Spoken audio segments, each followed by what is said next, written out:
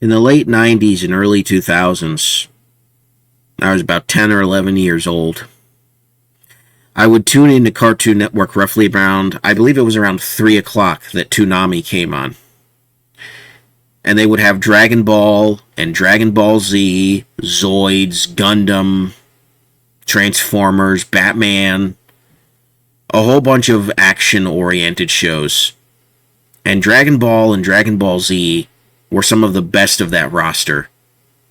And they were like nothing I had ever seen before.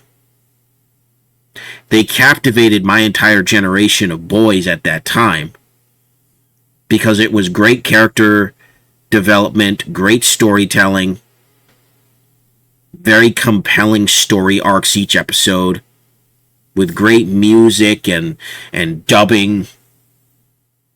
It was must-see television.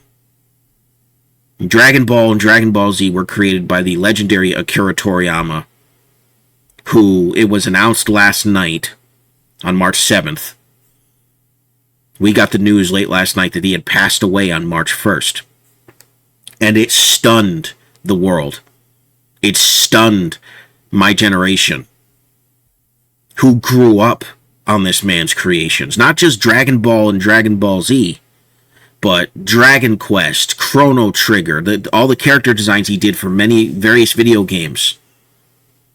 His manga, Dr. Slump, and several of his one-shots. The man was a genius character designer and model designer. And a genius writer. He wasn't just good at character design. When you watch the stories of Dragon Ball and Dragon Ball Z unfold, it is tremendous storytelling. There's so many outstanding moments in both of those series.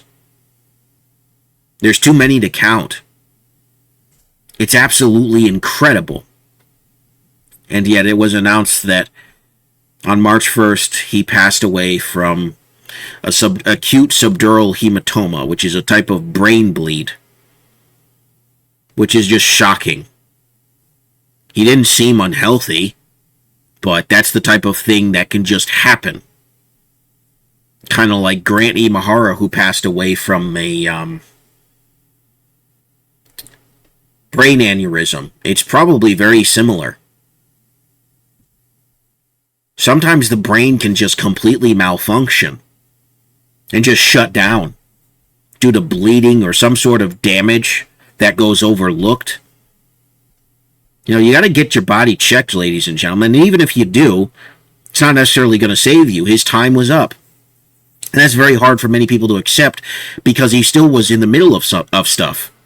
He still probably had several years' worth of stuff left to create. He did leave behind, apparently Bird Studio is a dedicated team of creators. I'm not sure how many. But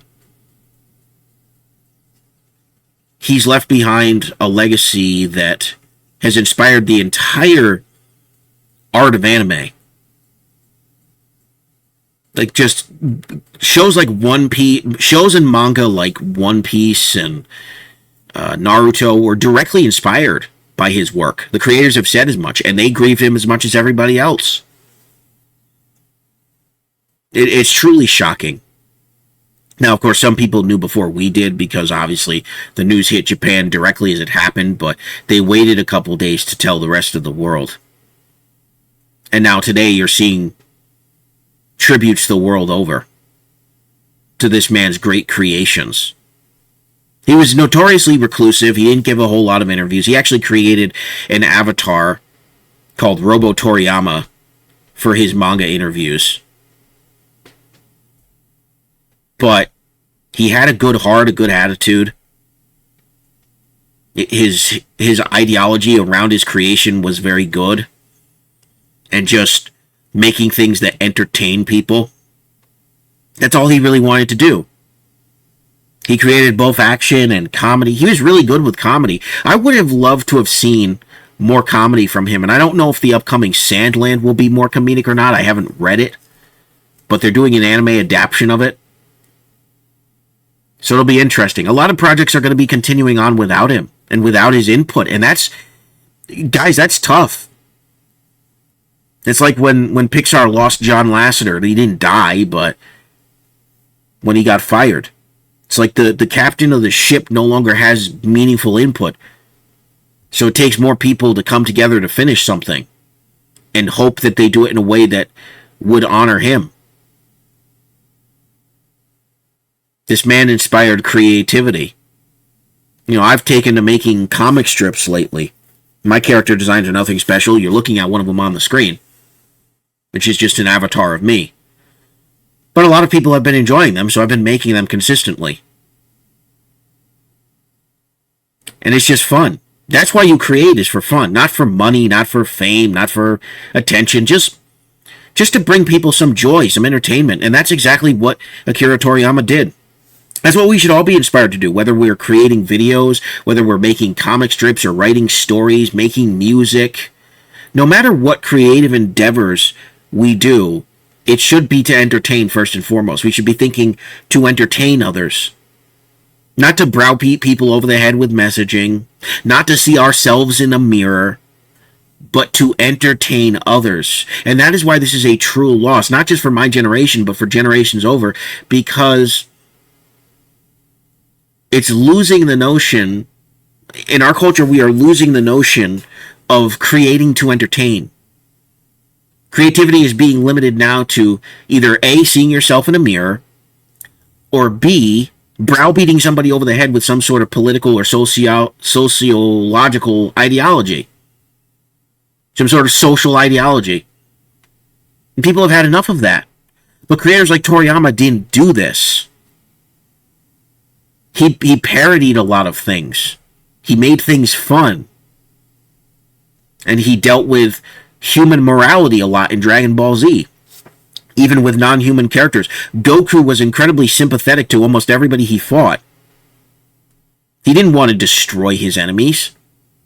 He wanted to stop them from destroying the earth and destroying innocent people. He was a role model for many people. As far as a true hero, he's right up there with the greatest Marvel and DC heroes. There's frequent debate as to who would win in a fight, him or Superman, because they're so similar. In terms of their philosophy and their strength and their ideology.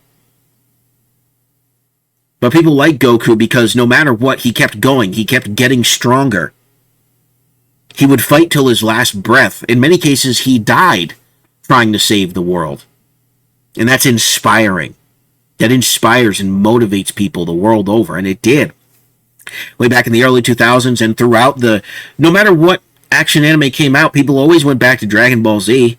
And there were always different versions of Dragon Ball Z. There was Kai, there was all these sorts of different variations and remasters. It's a wonderful show, a wonderful manga. And his other creations are great too. I want to kind of read some of his one-shot stories and see how those turned out. But his work on Dragon Quest, those character designs are great. Yes, you can tell it's very Dragon Ball-esque because that's just his style. But it works for that series. And he said it was difficult for that series because of it being stuck in the medieval time period. But somehow he pulled it off. He absolutely did pull it off. I don't know how this is going to affect Dragon Quest XII. I don't know how much was actually done.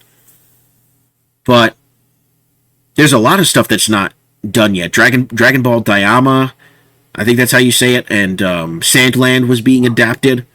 There are so many different things he was working on actively at 68. He was right in the middle of them, and now his team has to pick up the slack somehow. I can't imagine that being anything resembling easy. Now, this is a tremendous loss. This makes me very sad. It's why my Avatar character is shedding tears. It feels like we are losing creators who understood. You create things for people's enjoyment. And we're losing that because there's so many people who are so obsessed with themselves and how they see the world, and all of their creations have to reflect that, whether they're agreeable or not. And I'm so tired of that. This wasn't a man who did that. Yes, he had his own worldview and his own way he saw the world, but he was trying to make something that he knew people would like. That's what creativity is all about. Creating something that you know people will enjoy, that people can relate to regardless of if they look or sound like a character. Meanwhile, you have people today saying, well, you can't enjoy Batman or Superman if you're a person of color, quote unquote, because they're not people of color. So we have to make people of color versions of those characters. Bull crap. Do you know how many people across the world loved Goku? The main protagonist of Dragon Ball and Dragon Ball Z that Toriyama created? He's one of the greatest heroes of all time. Loved the world over. Really big in Mexico.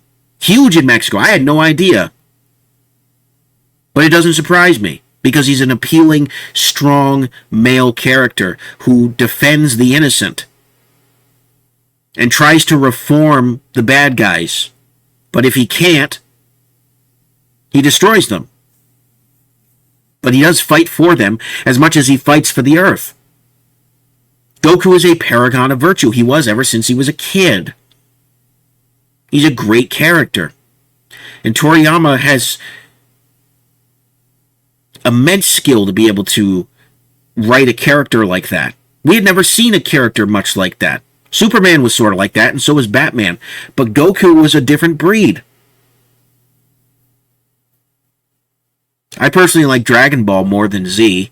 That's not to say I don't like Z. I love Z. But as a kid, I enjoyed watching Dragon Ball way more because of its adventure over fighting, just kind of blending the two. They did sort of villain of the week stuff. It felt more episodic as opposed to the serialized thing that DBZ was, and that just dragged on with. Then they had filler, but I loved both series. I'll probably end up watching both series all the way through. I'm sure tons of people today are going to be pouring through his work, doing marathons of Dragon Ball and Dragon Ball Z, playing Dragon Quest, maybe Blue Dragon, Chrono Trigger, maybe going and reading Dr. Slump or watching the old series. I started watching Dr. Slump last night, the original one from the 80s that was adapted from the manga directly. It's pretty fun. It's a little bizarre, but that's his style of humor. He just created things that people wanted to read, wanted to watch, wanted to play. He just had great designs, great writing. He's a great guy. Fantastic guy. And it's a tremendous loss to his family, to Bird Studio, to Japan, to the world over. So rest in peace, Akira Toriyama. Rest in peace, good sir.